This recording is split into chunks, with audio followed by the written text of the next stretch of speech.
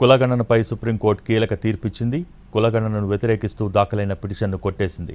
కులగణన ప్రభుత్వ విధానపరమైన నిర్ణయమని, వెనుకబడ్డ కులాల జనాభా తెలిస్తేనే సమగ్ర అభివృద్ధి జరుగుతుందని అభిప్రాయపడింది సుప్రీంకోర్టు. ఇది విధానపరమైన నిర్ణయమని, ఇందులో జోక్యం ఉండదని తేల్చెప్పింది. వెనుకబడ్డ కులాల జనాభా ఎంత ఉందో ప్రభుత్వం తెలుసుకోవాలని చెప్పింది.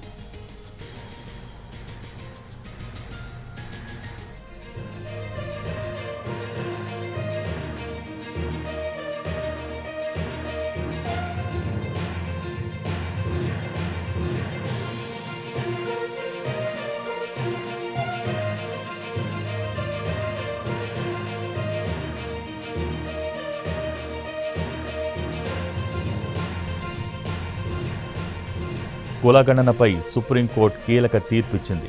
కులగణనను వ్యతిరేకిస్తూ దాఖలైన పిటిషన్ను కొట్టివేసింది.